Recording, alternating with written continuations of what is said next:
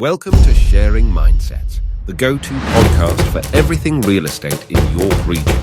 Join Daryl King of the top-ranking Daryl King team as we explore market insights, trends, and strategies. Whether you're buying, selling, or just curious, this is your key to unlocking the property market. Let's dive in with Sharing Mindsets with Daryl King. Your real estate journey starts now. All right, we are going live here, Sharing the Mindsets with Daryl King.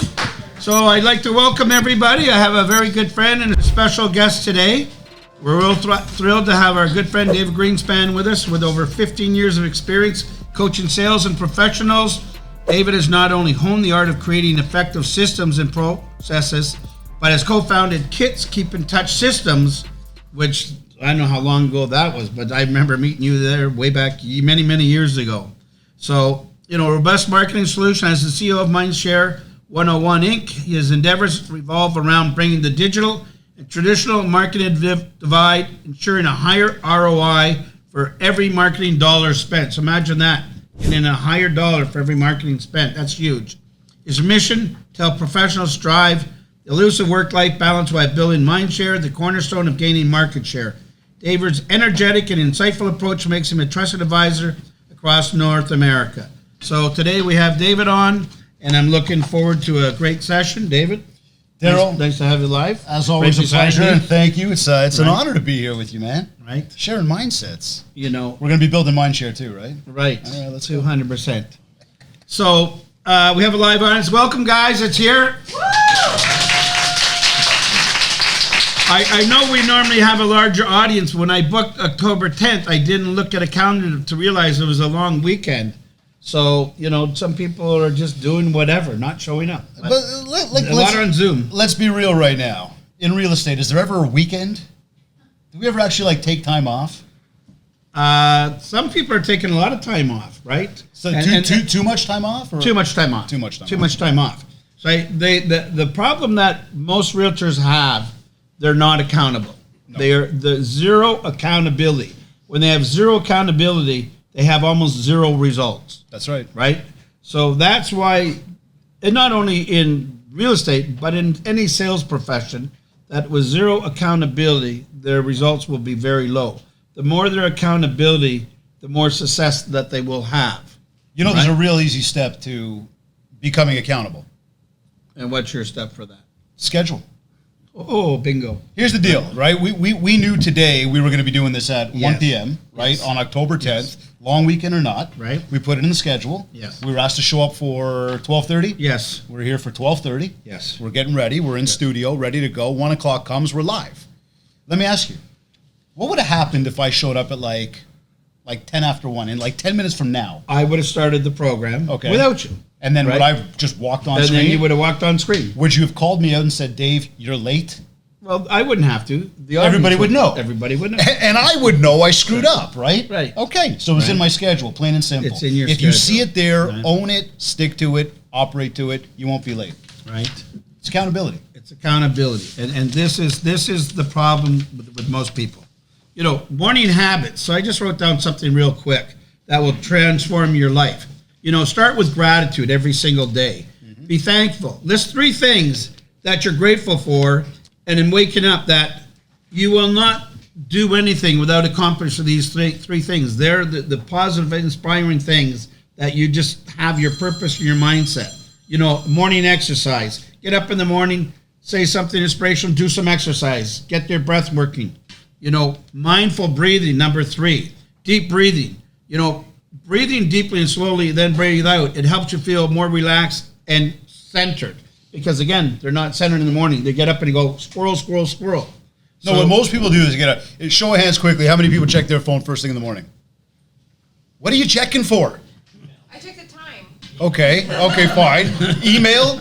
So we're checking email first thing in the morning. We haven't even got our thoughts together, and we're already allowing the rest of the world in to create chaos up in here. We're allowing our competition to see, or we're allowing ourselves to see what our competition is doing.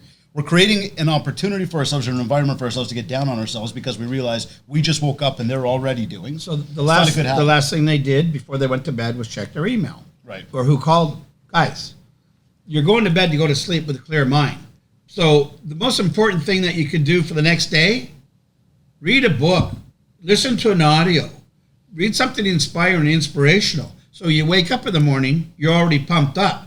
Instead, you're waking up with anxiety. You're looking at who might have emailed you in the middle of the night or called you or whatever. Like, come on. Very, very rare. Like, lots of marketing people send out overnight because it's cheaper for them to send overnight.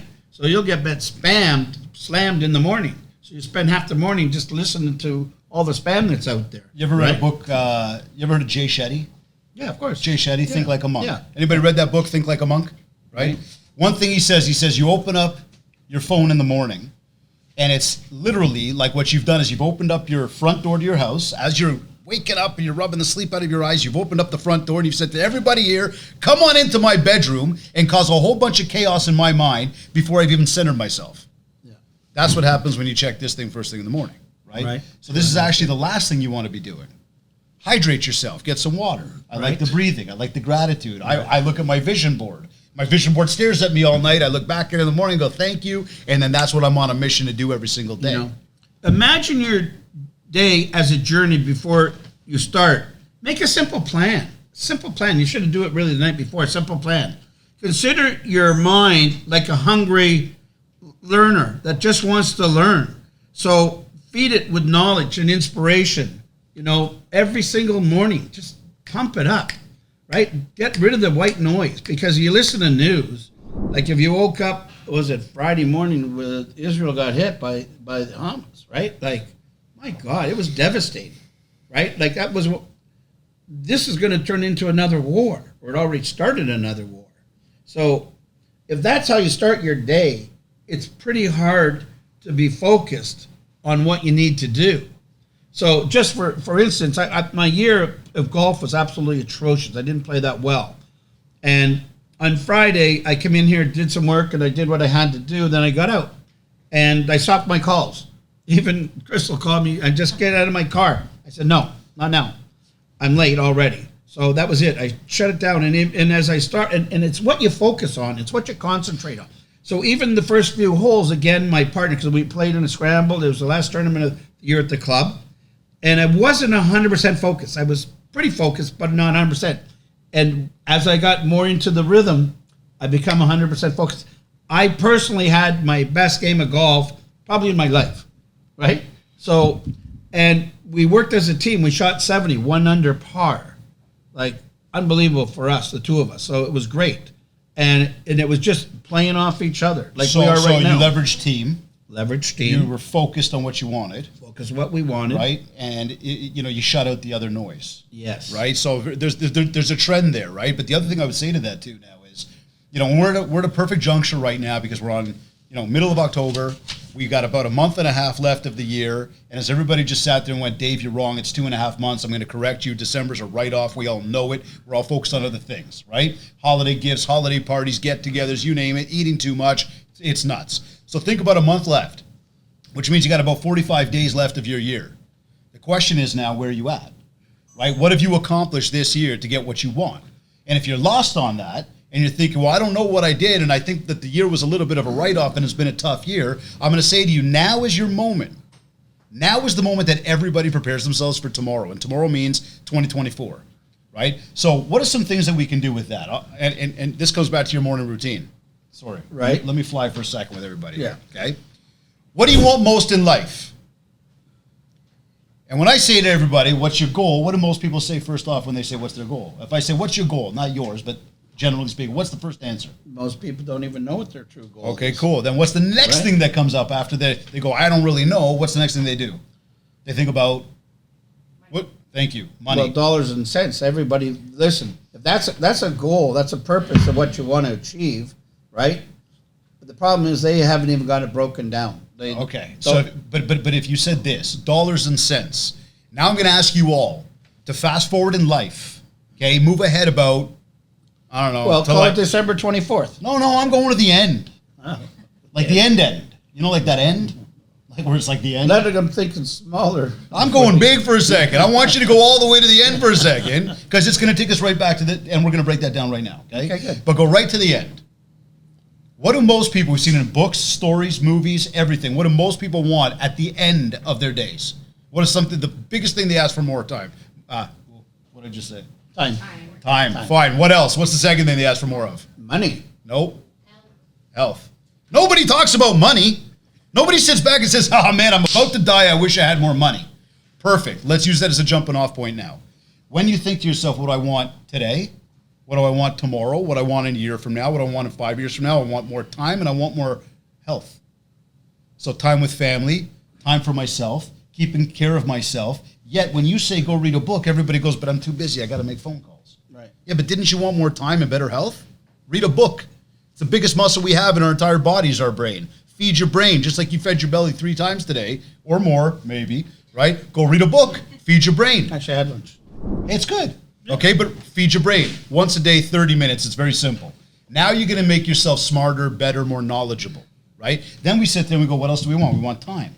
So as you talk about gratitude at the end of the night or at the start of your day, and I love it. I like it at the end of the night because I'm going to sit here tonight when I write down my gratitude. What do you think one of the things I'm going to write down today is?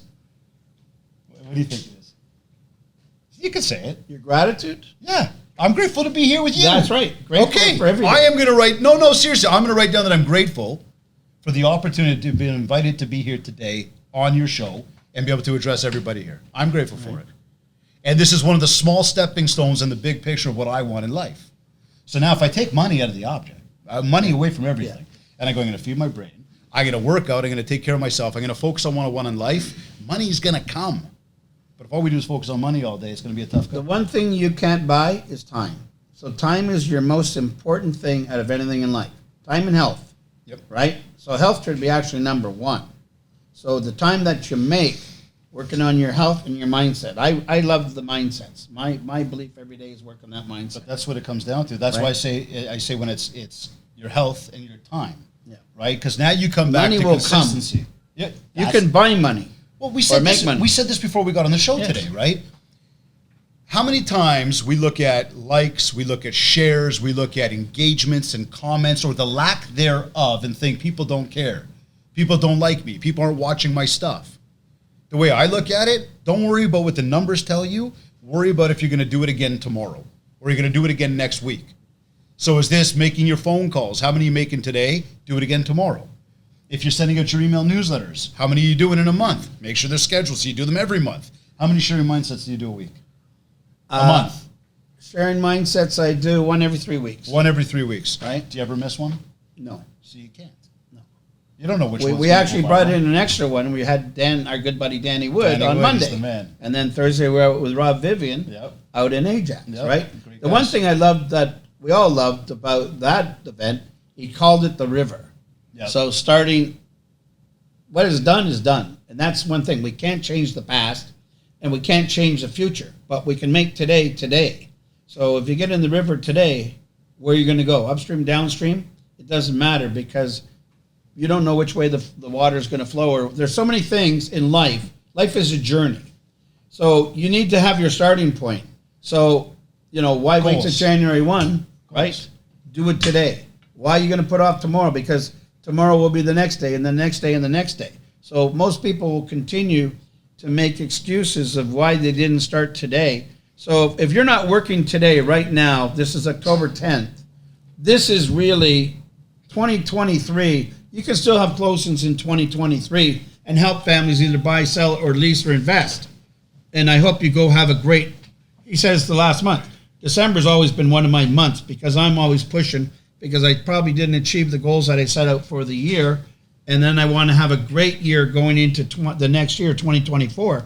So whatever I didn't get accomplished, I'm pushing 2024. I look at it as a 2-minute in football, right? Yeah. You get more accomplished in 2 minutes in football than you do the rest of the game. But here's the thing. And basketball. How do you know if you're doing or you're not? You've got to be tracking. So here's another good book. You ever heard of The Gap in the Gain? Of course. Okay. If you're living in the gap, you're constantly looking at what you don't have. When you're living in the gain, you're constantly measuring what you've accomplished. And if we talk about consistency, we talk about routines. It's tracking what it is that I want eating the elephant one bite at a time, because we can't do it all at once. We can't climb the mountain in one day, but we can take our time and slowly do it. So break down those big 365-day goals. That's right. To monthly, down to weekly, down to daily, down to hourly, comes back to blocking time. Yes. Right? And then also focusing, although we may not say, hey, I'm going where I want, like I'm on the trajectory to hit my numbers this year, can you look back at everything you've done already and said I've accomplished? Yes. Now, if your answer is yes, you're doing well, keep it up, and you're living in the gain. If your answer is no, I haven't really done enough, what I want to remind everybody right now is that most people don't do enough. So let that fuel you, that you sit back and go, wow, most people don't do it. All I have to do is do it. So if you catch yourself procrastinating, all you have to say is that most people in this room right now are going to continue to procrastinate. Sorry, prove me wrong. Right? So I would call these the unprocrastinators because they're here today. Well, there right? you go. Then it's good. The ones that maybe not showed up, unless they're actually out on appointments, but they knew this was happening for a long time, so they shouldn't have made appointments for today. They should have been here. Now, I know a lot of them are at home watching it on Zoom, right? They can watch good. them from their bedroom or We're their glad office. you're with us. Put your hand up if you're watching on Zoom. I'm watching You both. put your hand up, I can that's see a you bro. twice. We I can't can see it, you. right? So as we enter the last little couple months of the year, some thoughts to keep on focus at a high energy level and your schedule. Be humble. Be humble. Always, always, always be humble. Be hungry, and always be the hardest working person in the room. Right? Who's the hardest working person in this room? Right? So I see a few hands go up, but everybody should put their hand up, believing they're the hardest working person, because you should prove that. If you listen to Steve DeBreezy, our broker owner, Yep. we shared an office right beside each other. He said no one worked harder than Daryl. He was the first one in and the last one leaving, right? So always be humble, be hungry. Because what I always tell them is, if your hunger level is really high, your success is probably going to be very high, because you're going to go out and do it. But if your hunger level is this low, there's no reason why you're going to go out and do it. You got to know what you're being hungry for. Yes. Right? So if it comes back and says, I want to be hungry for more money, I ask you, what are you doing every single day to go do that? And that's where a lot of people get lost. They go, I don't know what to do every day. Exactly. And then they go and they do today, and then they go, but it didn't really work. And they say that like tomorrow. And they look back on yesterday and go, it didn't work. But like real estate's a long-term investment. As is working our contact list, as is marketing our business, as is I got to do it building Mindshare. So every person that you have in your database, or every person, you need to touch them from now to the end of the year. Maybe once, maybe twice. People do not decide their futures. They decide their habits, and their habits decide their futures. So what habits are you doing to yourself every single day or not doing? Good habits, bad habits, or no habits? Because no habit is just as good as a bad habit, right? So how do you get to work every day? What time do you wake up in the morning, right? These are all things that you have to think about, that it should come automatically, because most people, when they're not accountable to anybody, it doesn't matter if I get up at 9 o'clock, 8 o'clock, 7 o'clock, 12 o'clock. But this is the thing I come back to. The accountability has to be to ourselves. It's got to be to our calendar, right? My calendar keeps me accountable. Like I told you, if I don't show up, I know flat out I screwed up. That's on me. Yeah. Now, I also know my team's looking at that calendar, and I'm not leading my team properly if I'm not out there. So he coaches his son in baseball. He would never miss a practice or a game because that's on his schedule. So he could be feeling like goo-goo. He's going there. Yeah, we coach baseball. We coach hockey. We run kits. Yeah. We run Mindshare. Yeah. We're part of the Daryl King team, right? So we do all these different things, and you look and go, wow, how do you get it all done? There's only 168 hours in a week, 24 hours in a day. We leverage the calendar to say this is when we can do, because trust me, I do sleep and I do use the washroom and I do eat. And I spend a lot of time hanging out with my children. Right? But that's all part of my goals too. So now we come back and go, I'm motivated by my goals. I'm accountable by my calendar. And my goals are plugged into my calendar. All I have to do is operate to the calendar. Now I'm achieving my goals. But that's your hunger. You're hungry. You're hungry. You're as hungry as anyone I know. That's right. So that's why you're here today, because you're hungry. So guys, to be successful, you think of any successful person, their hunger level or their learning level was extraordinarily high. So you need to peak that level up of whatever that is for you. Because if it's only here, you need to jack it up. Hey, understand, I've already read my book, spent time with my children today, and done my workout at the gym. Oh, coaching calls. and now you're Fortunate here. to be here with you. Yeah. And I got other meetings after this. Right? Remember, defeat is not the worst of your failures. Having not to have tried is a true failure. Defeat is the best thing ever. You got to go look for defeat every single day. Go get your ass Nose kicked. in defeat every single day. That should be your main goal. Because, listen, as Wayne Gretzky used to tell us, you can't score a goal unless you shoot. Right? Most prolific hockey player in the world. Undebatable. And you're never going to score every shot you take. No, not at all. But if you don't shoot, you can't score. So here's a good one then. If I take 10 shots with a 10% scoring rate, how many goals do I get?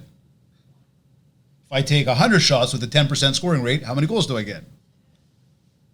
All right? Do we want to put in the effort or don't we? Bingo. You need to have the effort. You know, if you realize how powerful your thoughts are, you would work to have never a negative thought again in your brain. You become what you think about. So many times that, you know, just before I was going to Lake Tahoe, I was with my sister, my nephew, and my mom. We went out for my nephew's birthday. We go here, Choice of Orient. And there was a... That's a great spot. Yeah. That's been around Right? forever. So there's a Japanese hair place there. So I was sitting there talking to my mom and that in the parking lot. And I'm leaving, I think, the next day or 2 days later to go to Tahoe, and I'm rammed. And I want to get a haircut. The two girls popped in, and I said, would you mind cutting my hair today? They're not even open on Sunday, right? But I asked them anyway. And guess who got the haircut? I did. And then one of our girls, Kim, she goes there, and they do a Japanese dance on a Sunday. So a bunch of them came in after, but at least I got my haircut, right? So it's, you put that thought in your mind. It's called law of attraction, and it can happen. I mean, I can say some other instance that certain things happened just recently, same thing. So, you know, we've had some builders reaching out to us that want to help them sell their properties. Now, all the builders want to sell some properties, but they want to give some special projects that we can go out and help and facilitate to investors, right? You just got to put it out there. So what are you doing differently today? Because if you did what you did for, you know, the other 300 days or whatever, 285 days from now to the end of the year, you're going to have the same results or not the same results because the market has changed. The market has changed dramatically. So what have you changed dramatically? If you haven't changed your work habits and your mind habits and your exercise and your health habits, you're going to do less of what you already did. And when I talk to most people, do you want to do less of what you do or you want to do more of what you want to do? Always more. Always more, right? So you need to change that pattern. And it starts right at nighttime. What you put in your mind. Listen, like you said, opening up the door and letting all the evil spirits coming in. I talked to one of my past clients, and they closed their office down in COVID because she said there were so many people coming in with COVID into their offices. It was just like a revolving door.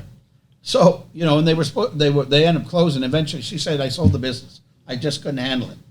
So it's letting all that negative energy into your mind every single day. You're paying them to be there. Stop. Close the door on them. You know, look, how many people, like, I know the folks that are watching on Zoom, and thank you for watching. We can't see you, so I can't ask you this, but how many of you in this room are reading a book every day? Okay, good. Not enough. And I would say it's important that we do that, because here's the thing. For the amount of books I've read, I've always learned something new from the books. You always will. I will tell you this, though. Because I've read so many books, I've heard the same story told by 20 different people, 20 different times in 20 different ways. And I found the commonalities from those people that then say to me, so the learning moment there says, yeah, Daryl said it differently than Crystal said it, than whichever author said it. But I kind of heard that same thing. So why don't I take that and apply it to myself? And if I apply it to myself, it should work, because, like, look at all these other people. And I'm talking the Bill Gates and the Elon Musks and the Daryl Kings and whoever else has hit that level of success that you're looking for. You start to listen to what they're doing. As you talk about stresses, and we talk about things getting us down, it's very easy in this market right now to allow the market to beat you up. The thing is this that we all have to remember is we can't control the market. But we can control what we do. You ever had a stressful time where all of a sudden it's stressing and it's like it's just compounding in your brain that you can't get it out of there? It's starting to eat you alive and you realize you haven't been productive for a few hours or maybe a couple days. You ever had that happen? Because we're all human, right? So here's 3 things to do.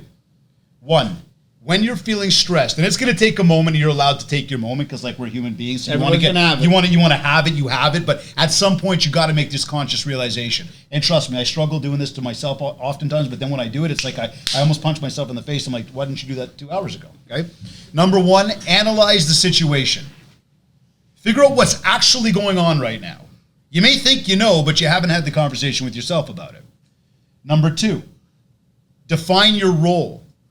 What role do you actually play in this situation? Number three, determine the potential outcomes.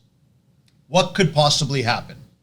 So I'll give you a really normal, random example. We were on the motorcycle ride for shelter the other day with the Ontario Realtor Cares Foundation. We raised over $44,000. We had 35 riders on the road. It's the most money they've ever raised. And to anybody that did support me on the ride, thank you very much. I would say this, though. There was a day where it was going to rain. So it starts to stress you out as a motorcycle rider. You start to think it's going to rain. I don't want to be riding in the rain. I've ridden many times in the rain, but and you might be pleasant. You might be laughing pleasant. and going, really? This is his big stress in life? I know, right? First world problems, but stay with me. So it's going to rain. So you get that pit in your stomach. So now I got to analyze the situation. What's going on? It's going to rain. Define your role. Well, I'm the guy that's going to be stuck in the rain. Okay, determine the potential outcomes. One, ride in the rain. Two, don't ride in the rain. I guess that's all there was. Is there a third? I don't know. Bitch, you complain about it. Put your motorcycle on the back of the trailer, ride in the truck. No. So I sat there and went, solve the problem. I know what my decision is. Then what are you stressing for anymore? So you dress for it, though. Yeah, but you prepare. That's it. Talk about, okay, Preparation, right? Preparation. Take this to a deal.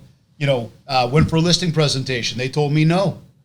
Okay, you're going to be feeling the pit in your stomach. What just happened? I was all prepared. It didn't go the way I wanted No, you might to. not have been prepared. Well, That's hold on. probably- Let's analyze the situation Yes, now, okay, right? that's What probably- happened? Define my role. I was the one doing it. What were the potential outcomes? Well, I could get it. I don't get it. Well, let's go back to analyzing now and figure out the problem. And every single time we get down to the root of the problem by asking those three questions. Now, the stress is gone. The productivity level, we're back to focus on the schedule, on the goals. Productivity level climbs back up, and we're back in motion. We're back on the tracks, right? Because we're all human.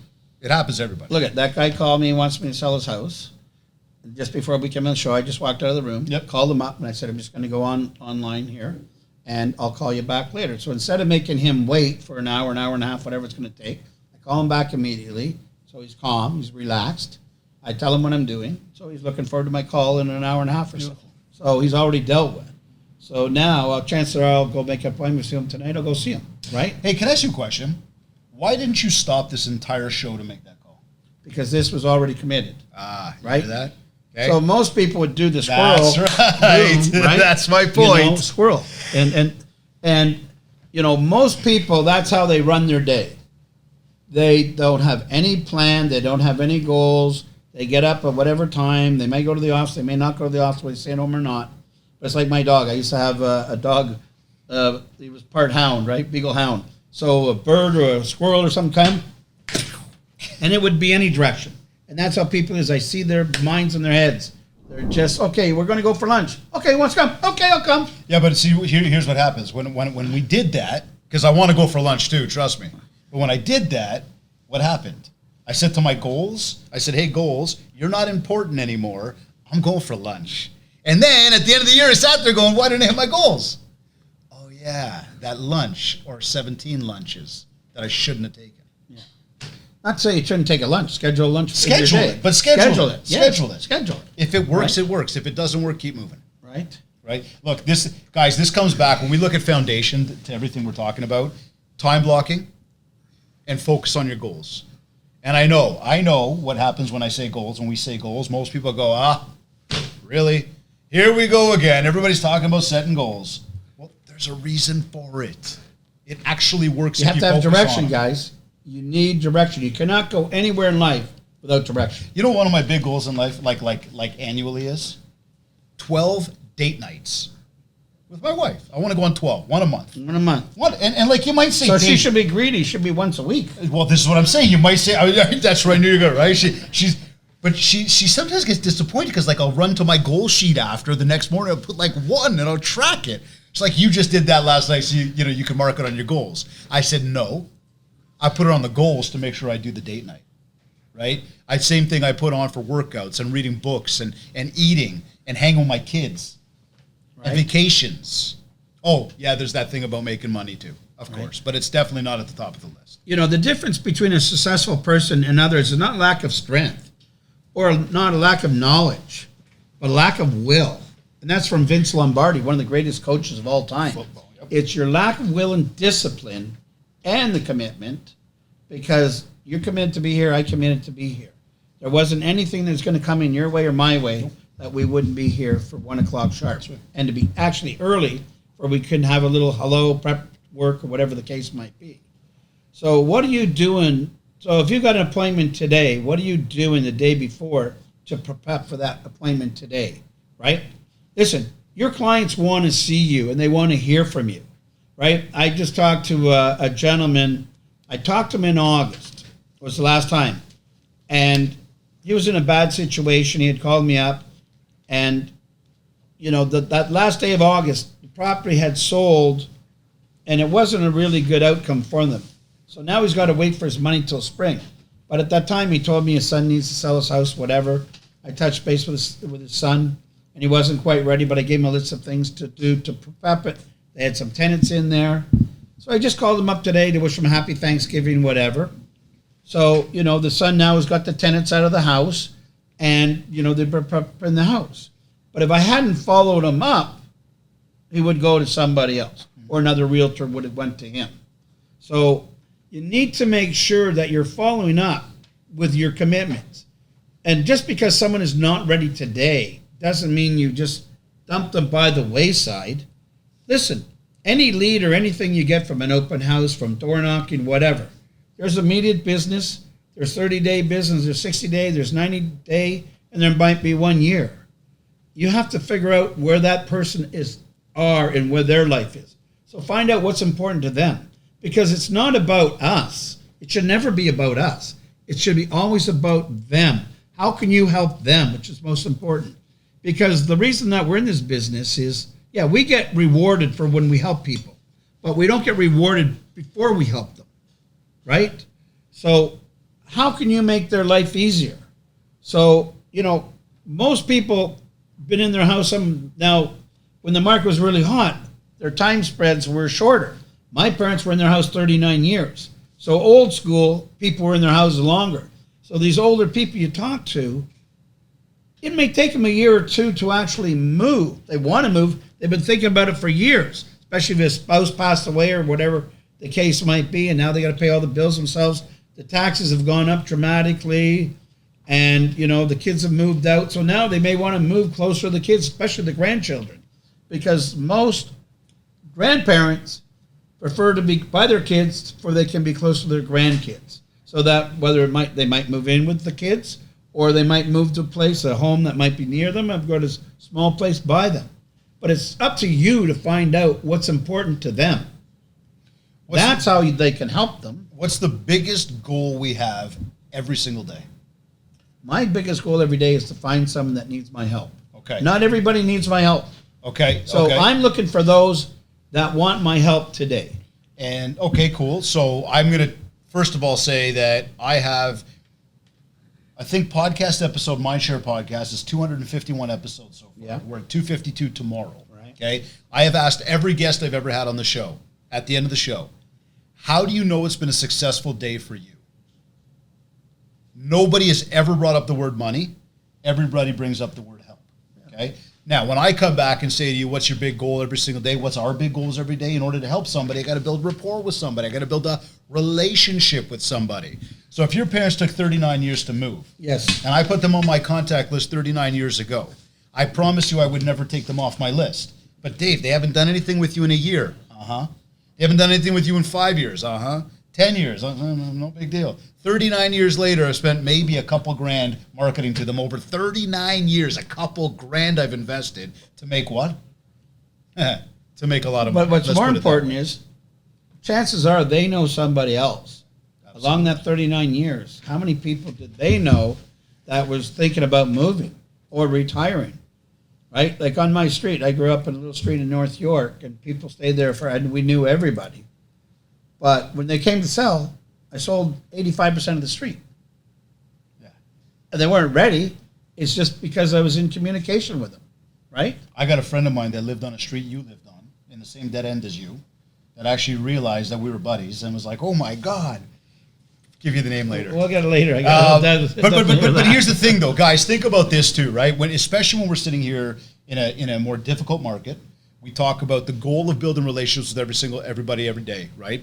We go, okay, so Dave, Daryl, this all sounds great. What can I do as I walk out of this room today to actually take action and do something? Okay, contact list. Go through your phone book. Go through your Facebook. Okay, and I've got other exercises I can provide to you guys, but go through that stuff and make a list. And the list you're making is of every single person that it would piss you off if they didn't do business with you. So really look at it and go, Daryl King, I'm not going to put him on the list. He probably knows somebody. Yeah, but would it piss you off, Dave, if he didn't do business with you? Yeah, put him on the list. And slowly but surely, I'm going to start building a contact list of all these people that know me, hopefully like me. Trust I got to earn. If I earn trust, when I earn trust, you see, that's the mindset you were talking about before. Yes. I don't say if, I say when. When I earn the trust, I will earn the opportunity, be it for direct business or be it for a referral. So our goal every day, again, we talk about goals. What am I doing to meet one, like you said, one new person every single day, put them into my database, into my gold mine, okay? And then we just got to mine that shit on a daily basis. Right? Just go in there and make a few phone calls. Don't call everybody on your list. Call a few people. Knock on a few doors. But he just said one person. So one person out of 365 days, you've added 365 people. Quality people. To your database, right? Now that's only one. I hope that I can go find more than that. But if you just did one, you know how much business you could do with 365 people, right? If he mentioned 10%. So that's 36 families that you could help buy, sell, or invest just with that small database. If your list is somewhere between 200 and 700, you're making a wicked living in this business. You said kits. When did I start it? We started kits back in 2006. Yeah, that's when we first met. This weird dude named Mark Zuckerberg started this other thing called Facebook. You might have heard of it at the same time. But we started kits back then, and the whole premise was to work on your database. Go out there and meet people. Go out there and stay in touch with people. You come back to the dollars and cents of it all. It's a very low cost, and not just kit specific, I'm talking work in your database. It is a very low cost with a very high return. And when you talk to anybody who's anybody, 70-90% of the business comes from contact list? Yeah. Right? So what advice do you have for realtors to handle competition and stand out in the crowded market during the last quarter here? Put your blinders on, don't worry about what they're doing, and focus on what you got to do. I mean, listen, if I boil it down to that, okay, we could sit here and I could look at Instagram and I could see what all you guys are doing, or what, not you guys, we're all team, right? But I could look at like what everybody else is doing and start to worry about what they're doing, what they're up to, and what all it's going to do is take time away from me doing. All it's going to do is it's going to pollute my mind into what they're doing and what I'm not doing. And then all that's going to happen is they're going to get and I'm not. So again, when you say, what would we do? Like, to me, I'm not worried about my competition at all. Now, there's some strategic things we can do called recon, okay? Reconnaissance. It is a military term. I don't want to go down that road today with what's going on in the world. But, if you're farming a neighborhood, for example, okay? Yes. If you're farming a neighborhood, collect the postcards, collect the flyers for 2 months in a row, even 3 months. Put a little Sharpie marker, September 25th, October 6th, mark down when they got sent. Because if you're farming the neighborhood and you think you got a ton of competition, I assure you, you don't. You've got fly-by-night agents who saw a squirrel, an opportunity to send something in the mail. They did it once. They never did it again. Well, you mentioned to me before we were talking, a realtor knocked on your door. Yep. You never heard of him, never seen him. Never seen him. And probably will not see him again. No, I never. No. That's the best part about the door. I love getting door knocked. Right. I love getting door knocked. Right? I mean, the guy was excited to see me, and I'd never met him before. He says he follows all my stuff, which I'm very grateful for, right? Yes. The thing was, and I tried to encourage him too, the thing was, he won't be back. Yes. Most of these people don't come back. So what am I worried about them for? Guys. For what? Especially at this time of the year, the competition is basically disappearing. And that's not even from them stopping working, but their belief is they're listening to white noise that the market is stopped. Still, no matter what, in September, there was almost 4,300 sales made. So your job is to go grab some of that percentage. It doesn't matter because someone's going to do the business. So in 4,300 sales, it's really 8,600 because you got two ends on everything, the seller and the buyer, right? And that's not counting anything to do with pre-construction. So there was 8,600 sales in September alone, and then pre-construction, I don't have that number, but you know what, I'm going to dig that number up and find out what the pre-construction numbers were. But there was still an astronomical number of that. So that means someone, no matter what, wants to buy, someone wants to sell, someone wants to invest. You know, there's many reasons that people have to move. Divorces, downsizing, health, whatever. I had a lady call me, you know, her mother's in a big, enormous house, and she's the only one in the house. The house is probably at least 5,000 square feet. You know, what is she going to do living there by herself? How many times have you made a phone call, done a door knock, met somebody for the first time that they've said they're going to sell their house today, right now? Like, in the moment. How many times does that happen? Zero, right? Well, I've had it happen. I don't want to call. No, you've been around for a bit. No, but it doesn't matter. If you're out there enough, the difference is, I was on our coaching call last night at 7:30, but I was in my car coming from downtown, and you know, so I couldn't really get involved in it. But we were talking about knowing numbers and stuff like that. You know, I had 19 contacts to a sale, and the reason I knew that number because I had to call Mike Ferry every friggin' hour, period. So that was a severe accountability. So the most accountable year I had the best year I ever had in my life. So accountability works, right? Right. So again, where I go with this now too is as we talk about competition, we talk about the market.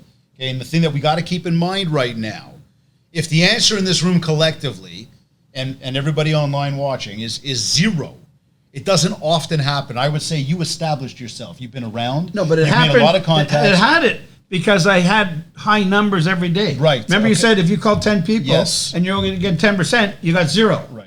But if you made it 100% and you made 10%, you got 10. Okay, so now... So what they weren't doing, or someone's not doing, the reason they got zero is because I had a low contact. Okay. So following exactly that now. Yes. Now we say, so it doesn't happen overnight. We know that. All right. Is the market up or down? And we could argue the market's fine, right? But in people's mindsets, even like homeowners, is the market up or down right now? It's down, guys. Down, right? Yeah, it's down 7.1% compared to last September. So technically the market is down. Yes. Let me ask you something. You ever heard the line, what goes up must come down? Ever heard the line, what goes down must come up?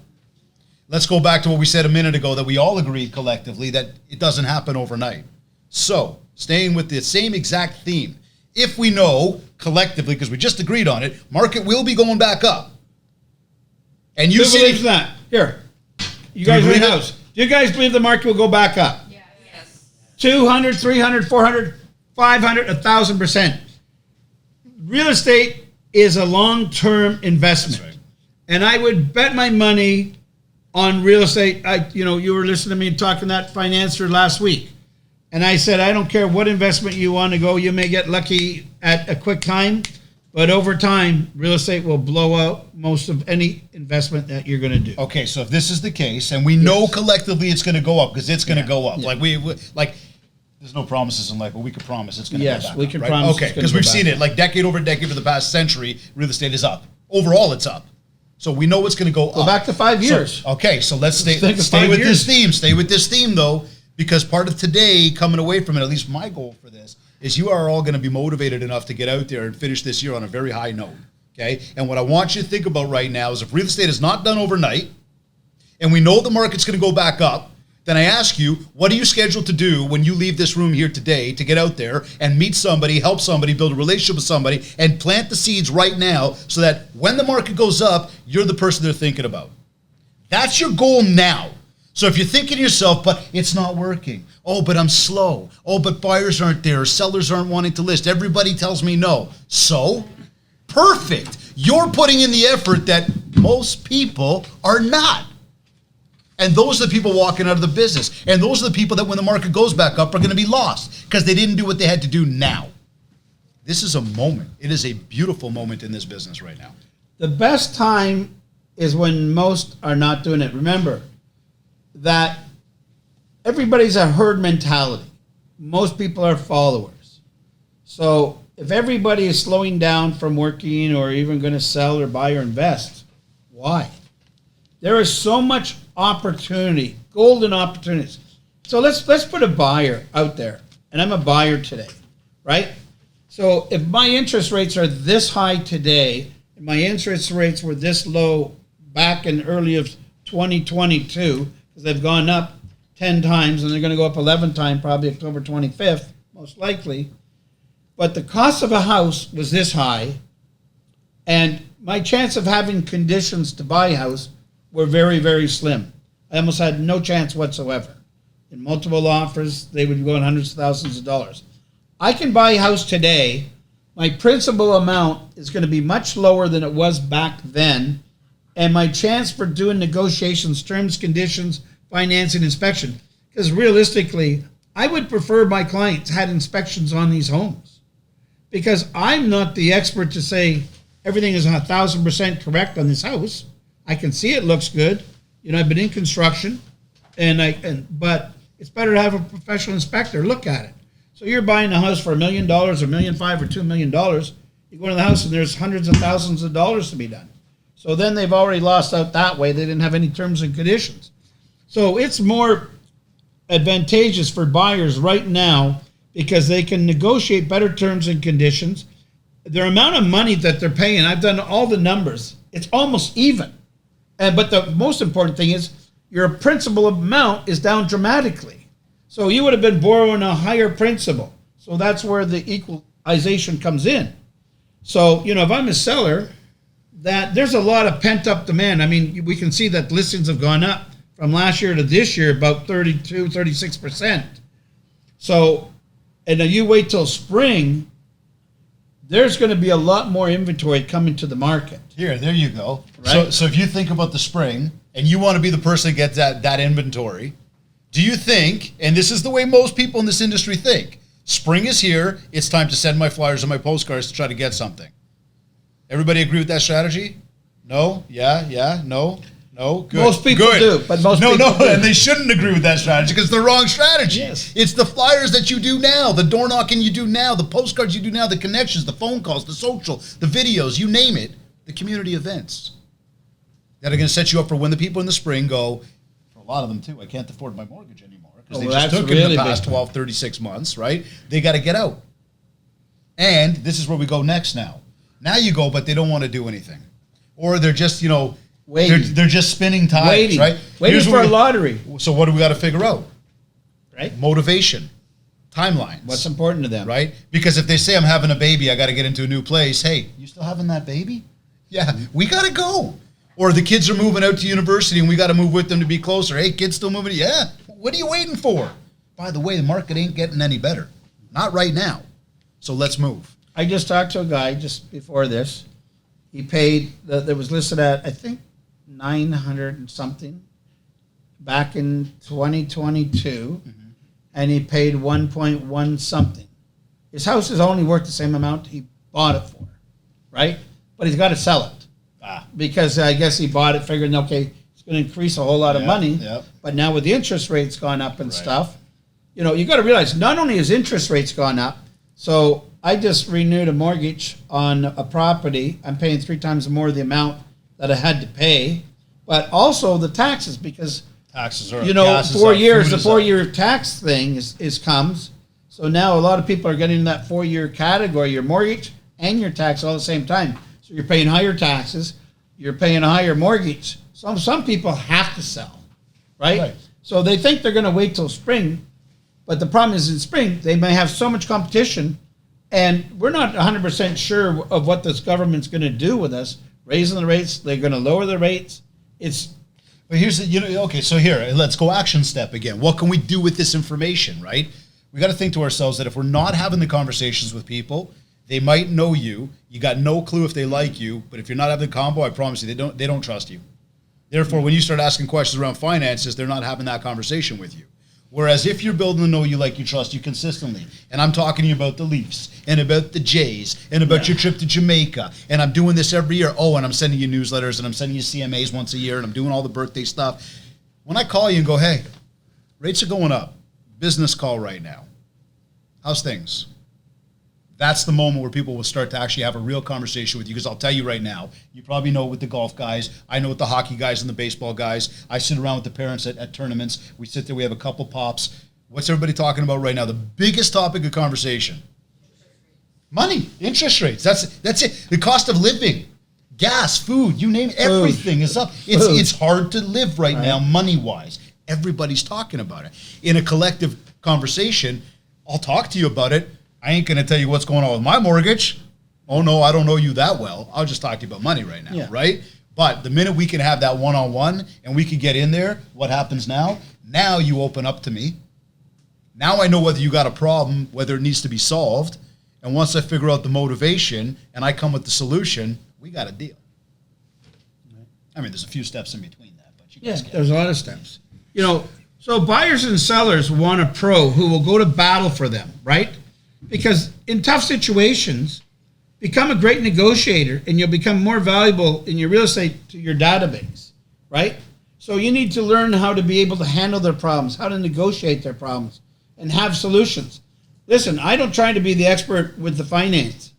Anytime, listen, I just had a guy, he's up in Barrie, he's got a big house. I sold the one beside him.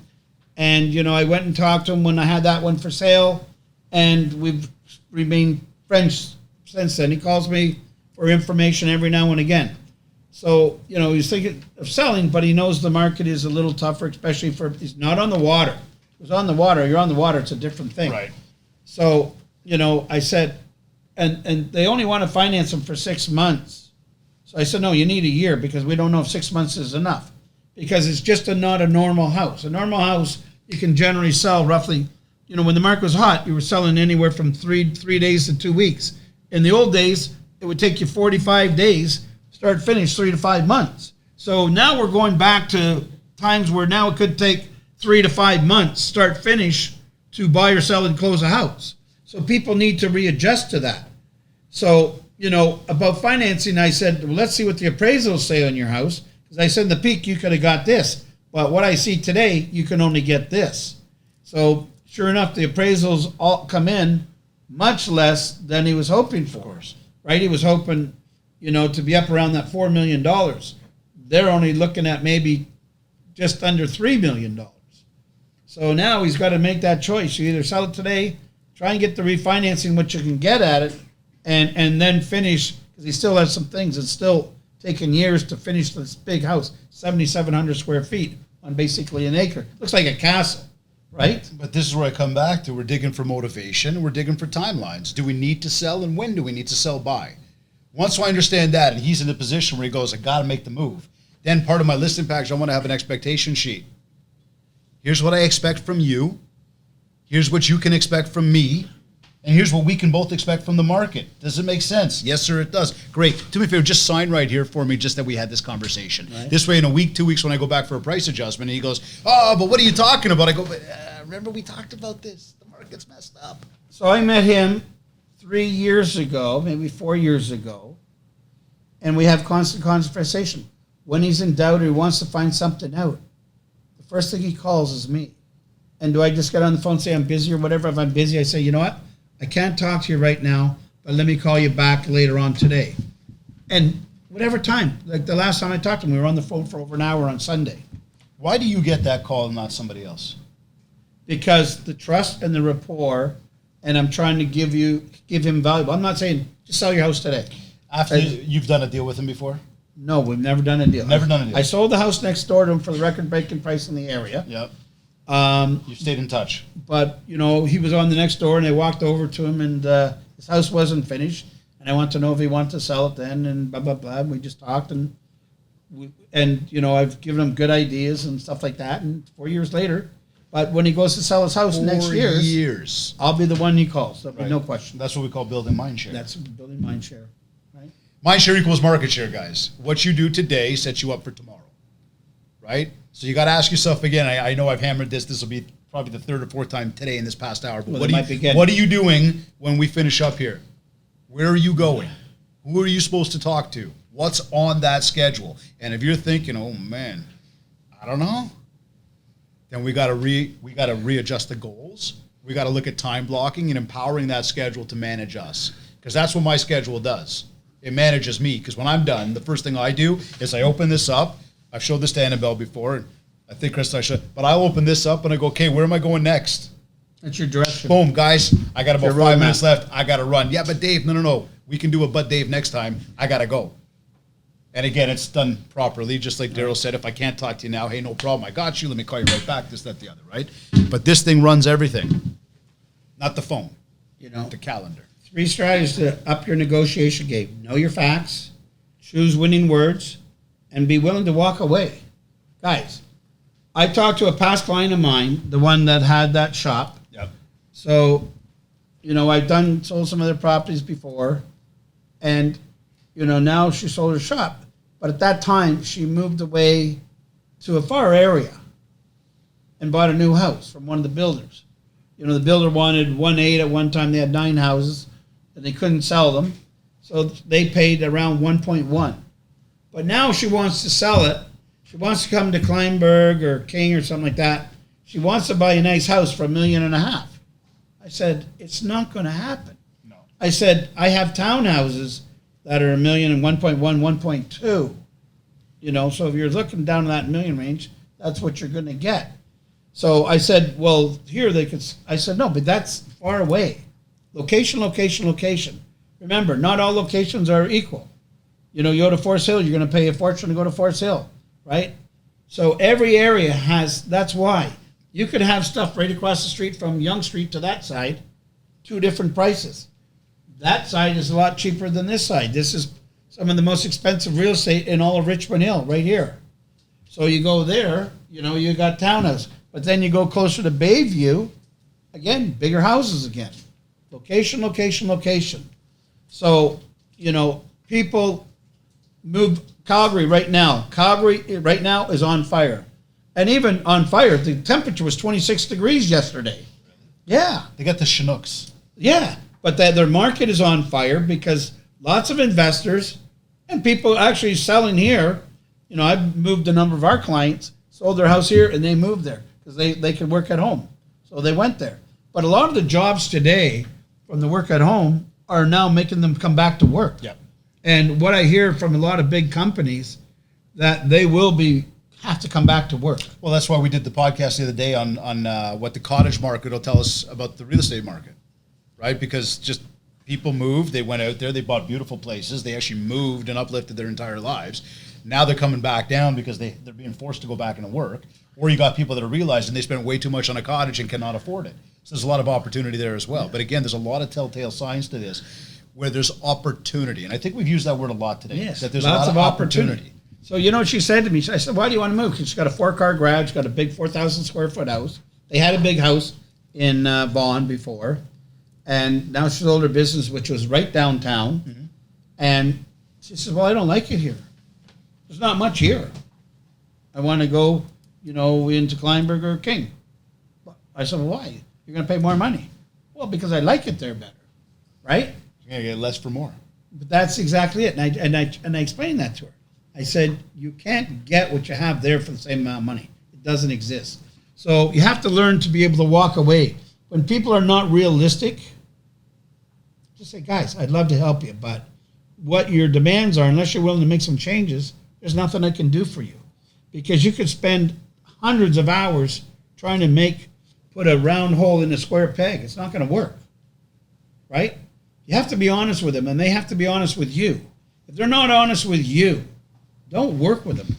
Like, if people try and tell, like, we had someone trying to do a rental with us. They told our landlord and us a whole whack of stories. But the stories were one page, another page. They were totally different. okay, here's the thing too, right? Getting caught with blinders on. Yeah. Thinking, when I say put the blinders on to the competition, right? But the other thing we cannot do is we cannot fog up ultimately what we're trying to achieve based on the fact that we want it so badly that we're willing to do anything to get there. Because it then means that we've cut out the digging process. And if you talk about negotiation, right, part of the whole deal behind, technical sales is to dig for the need. What is it that they're doing this for? What is the need? Because if you could satisfy the need, you can move on. But if you've just listened to the fact that they want to sell the house or they want to buy a house, you go, done, let's go. You never found the need.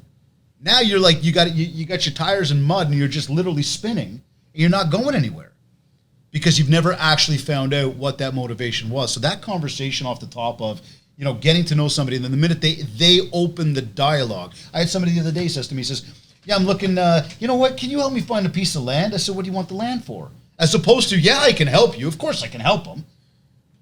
But that's not the answer. What do you need the land for? Well, we want to do this and this and that. Oh, really? Why do you want to do this, this, and that? Well, this and this. Okay, perfect. Keep digging. Open-ended questions until I'm basically able to repeat it back to him and go, so you want the piece of land so you can go bang, bang, bang. Go, yeah, perfect.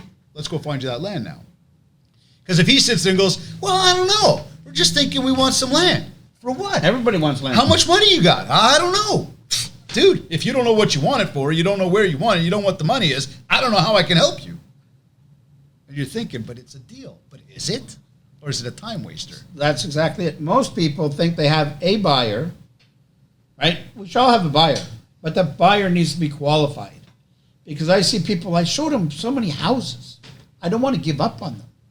So meanwhile, they've showed them maybe 40 houses, maybe 50 houses. They've been out with them 10 times maybe. So think of their time, their gas, and everything else. I would have sooner been at home. The time you took away from doing other things like hitting your goals. So if you're going to work with a buyer, make sure they're qualified. Because, I just want to try. Be qualified. Define qualified. One is, first of all, if I'm going to work with a buyer, I'm going to talk to a mortgage broker. First and so foremost. financially qualified. Financially qualified. And the other one? And then I want to find out what's important to them. What is most important to you? I had someone that wanted to come and work for me, right? Doesn't have the money, doesn't know why they want to buy it. We had someone from Kitchener. And as soon as I found out she was Kitchener, chances I knew she wasn't going to last, right? She lasted 2 days. So I talked to another one downtown. A good friend of mine recommended me her best friend. So she works downtown. She doesn't drive. She's not going to come to Richmond Hill. I want her for marketing, right? She's not going to come here. So you have to find out, do they want the job? The job is a perfect job for them. But they don't want to do the travel. Maybe if I let her work from home, she might be interested. Maybe. But then I don't want some work from home because I want them to work with my other team members, right? So both parties have to find out what's important to them and whether they're going to work together. It's like a marriage. Same thing, no different, right? That you need to fulfill your part and let them fulfill their part, right? Whoever it is. Makes no difference. So it's getting to be 1 o'clock. You got time for a few questions or you got to run? Absolutely. No. Right? So anyone in the audience, you want to text us any questions you want answered. And any of you guys right here live want to give us a question. Anyone have a question for David? Right? You see me every day, so you can ask me anything you want anytime.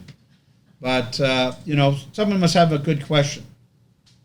Tony, you got any questions for my buddy David here? Not at the moment, but I'm learning a lot, though. Right? Good. It's good. Absolutely. Joe, you got a question here? Come on, guys. Remember, this is 2 ears and 1 mouth. Now's the time to use your mouth. Olivia, come on up to the speaker here so we can have you here. Right? What does your morning schedule look like? Ooh, I like that question. That's a I like great that question a lot. That's good. My morning will start off by waking up for 6 a.m.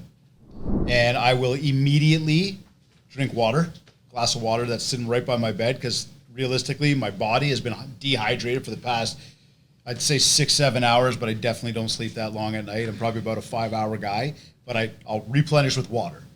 I will get up. I will look outside. I want to know if it's raining, if it's snowing, if it's sunny. I want to know what's going on.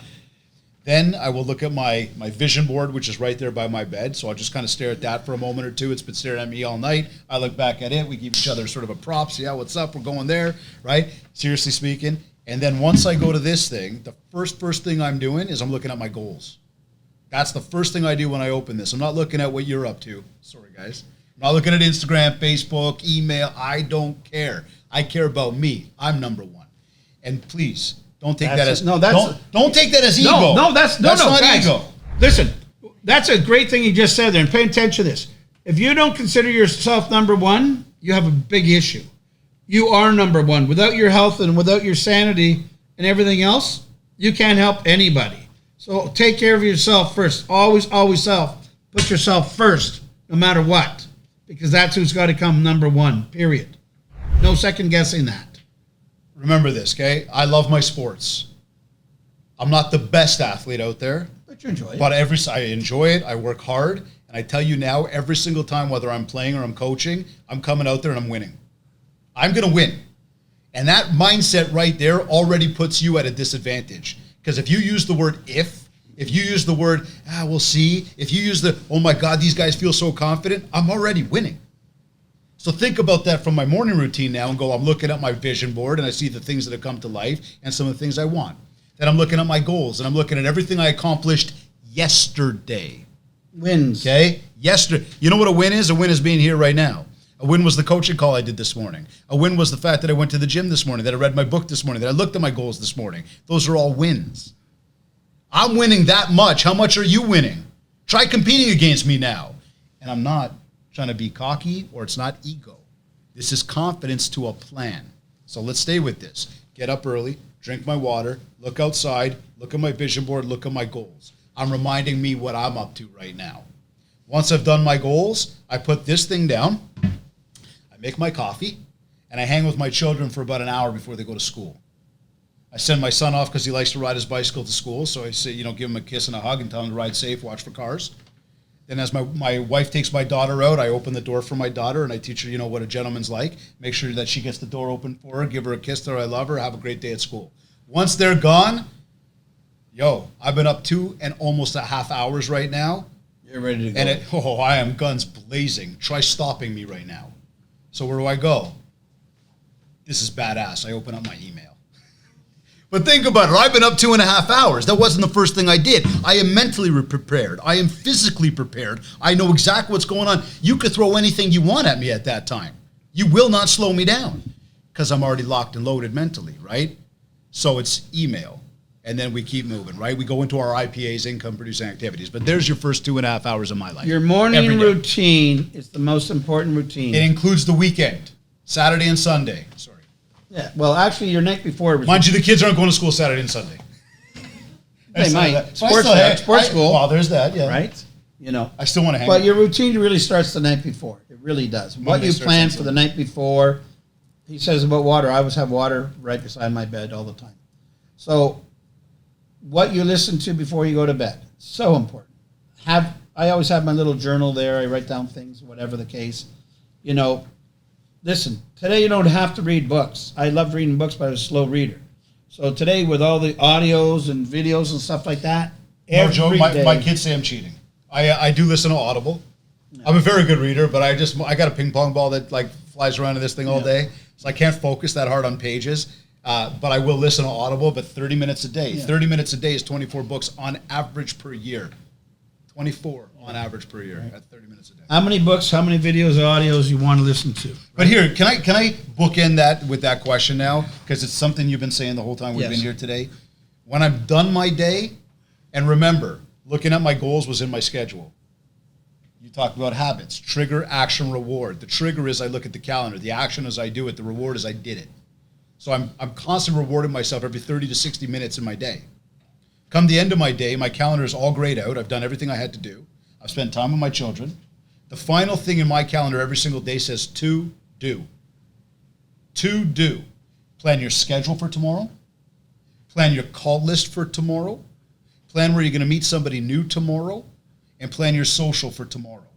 Now, for me, the social, I really don't plan. I've got a team that helps me with that now, and that's progression. Okay, we didn't start like that. I was very manual for myself at one point. But those 4 things are there because now at the to-do, right, plan the schedule for tomorrow. Now look back at the goals. What did I accomplish today? I feel good. Write it in the gratitude journal. I'm on a high when I go to bed, right? Then I leverage the goals to plan what I'm doing tomorrow. And once I get up in the morning, I've already been planned for what I had to do today. I'm not doing it while I'm half in the bag, still trying to open my eyes. Okay, what am I going to do? I don't feel like doing that right now. No. The schedule already said what to do. Even if I'm tired, the schedule says it. It's holding me accountable. I do. So we've got a morning and an evening routine. And you've been saying a lot of the evening routine today, for sure. So the difference is pretty much any speaker or mentor or coach all talks about the morning. Early morning, 5 o'clock in the morning, 6 o'clock in the morning, 7 o'clock in the morning. Rise and shine, feed the brain, feed the body. And, appointments right through. Your prospecting time is your money time from before 1 o'clock. Most trainers, coaches, and that don't have an afternoon schedule because you should have accomplished what you're supposed to accomplish before 1 o'clock.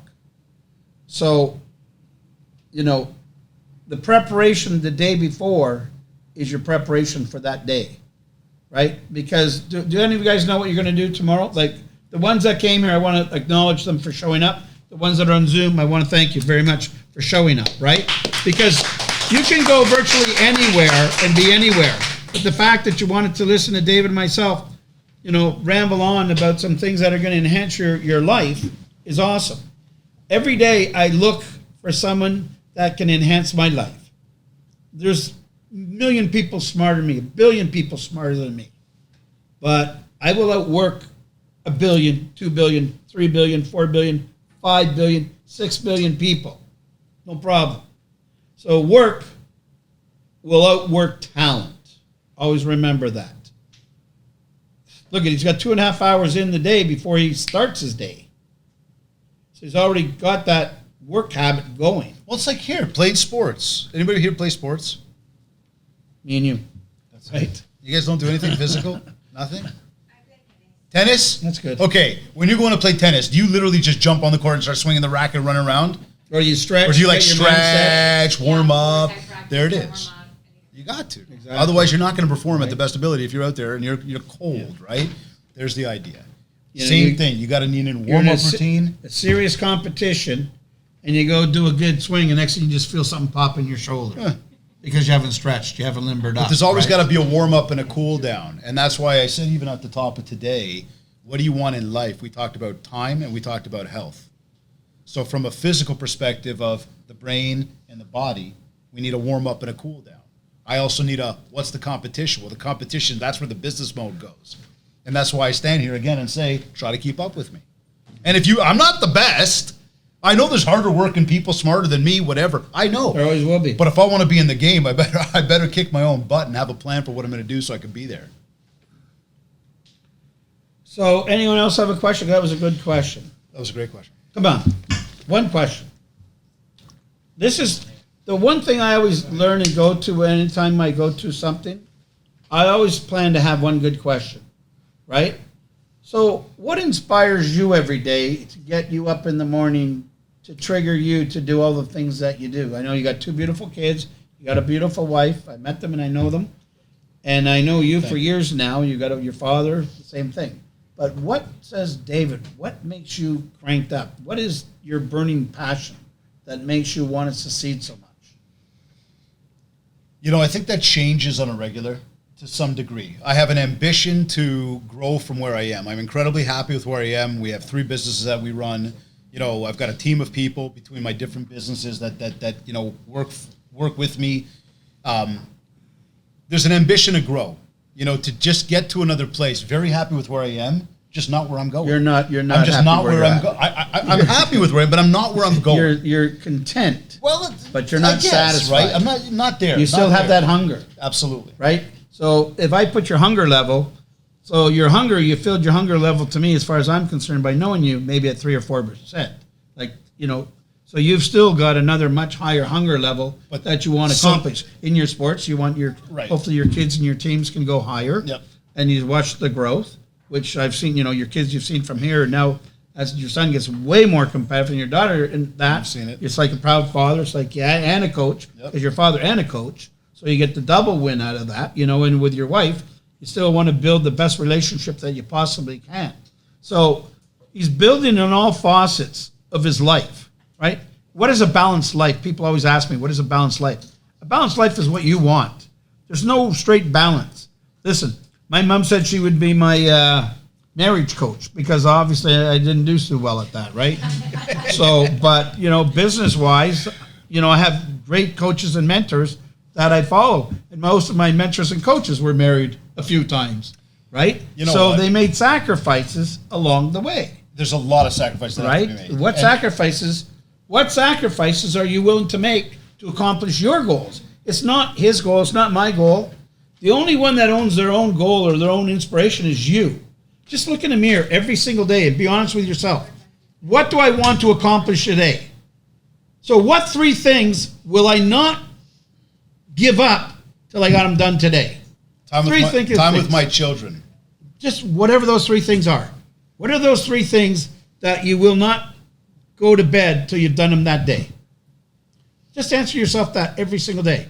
At the end of the day, I always say, what did I do right? What could I have done differently? And what would I have changed? Right? Yeah, good questions. Because it's like a playback. And it's not to anybody else. It's to me. Did I give it 100%? I know every day when I go to bed, I know I can go to sleep because I know I've given it 110%.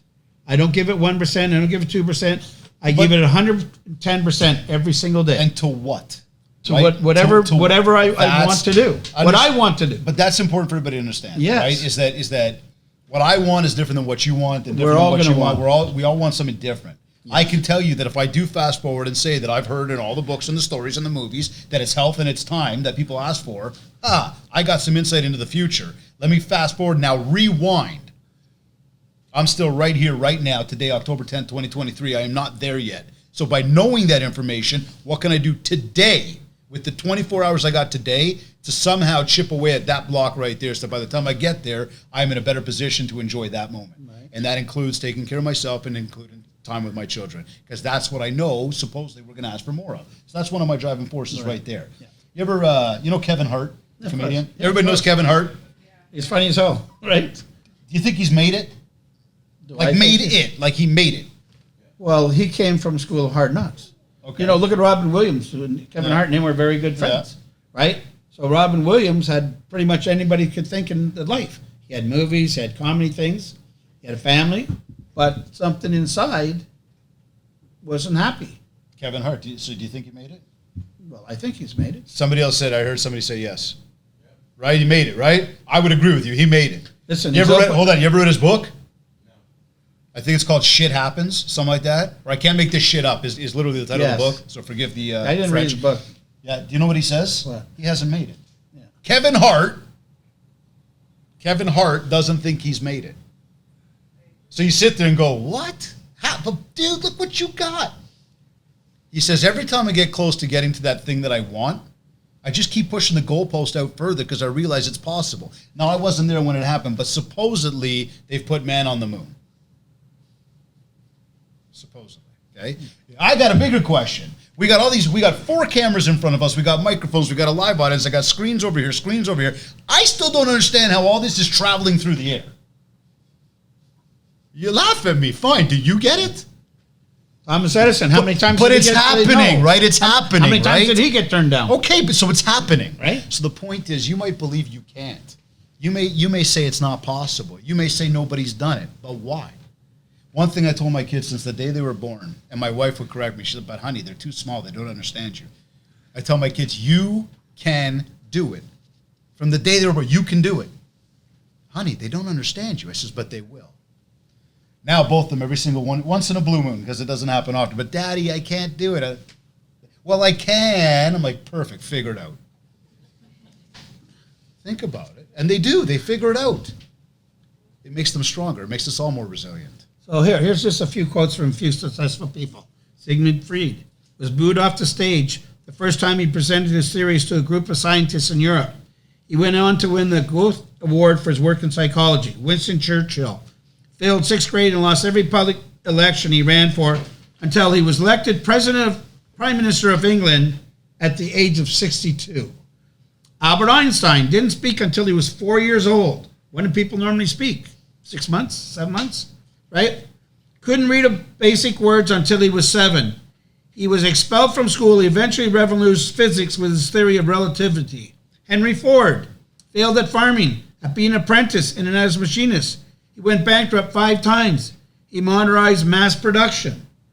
Stan Smith was rejected as a ball boy for Davis Cup tennis match because it was too clumsy. He won 8 Davis Cup championships and is considered one of the greatest double tennis players of all time.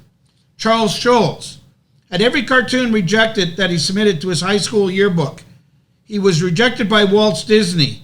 He went on to create the most popular cartoon series ever, Peanuts. Van Gogh only sold 1 painting in his entire life to a friend's sister for about $50. He painted over 800 masterpieces, 7 of which are cumulatively worth almost $1 billion. Leo Tolstoy flunked out of law school, was unlabeled, unable to learn by his professors. He went on to become one of the world's greatest novelists. Think War and Peace. John Greasy failed as a salesperson, a desk clerk, a factory worker, an aspiring writer, getting 754 rejections, notices from publishers. He wrote more than 600 novels and is considered one of the greatest mystery writers all time ever. Hank Aaron failed tryouts with the Brooklyn Dodgers, went 0 for 5 in his first game in the majors. He went on to set every Major League Baseball record for home runs and held that record for 33 years. So it's never too late. You are always good enough. You just need to present yourself and believe in yourself and never, never, never give up. I get knocked down 7 times, I'm going to get up 8 times. Never take rejection. Never take someone's opinion who doesn't matter to you, because you don't need to be loved by everybody. You need to be loved by yourself, number 1. And you need to follow your dreams. You know, as Walt Disney's mentor used to say to me, if you can dream it, I can create it. So you need to visualize it, and you just have to have that unwavering belief that you can do it. And I'll tell you what, you can accomplish 1,000 times more than what you think you can accomplish, but you got to pay a price to do it. So with that, I'd like to thank David for being here today. David, it's always a pleasure. Thank you very much. Right? For everybody that's here and everybody's live, I want to thank you for your time. Your time is very valuable. And, this is Daryl King sharing the mindsets. Till next time, I don't know who our guest speaker is. If you want to reach out to me, you want to be one of our guest speakers, reach out to me. And, it's like, I never decide till I used to always decide beforehand, but there's so many people that want to be, so then I want to see where their mindset is at that moment. So David, again, I'm going to be on your show very soon. Yeah, we got a date lined up. Right? Yes, we do. Looking forward to it. And for everybody, I hope you picked up one thing. That's all you got to do is pick up one thing. What is that one thing I learned today? Write it down, study it, eat it, and breathe it, because that will be you. And I want to wish you the best last quarter that you can possibly have in your career. In health, in wealth, in happiness, family, all of the above. So take care. God bless. See you next time.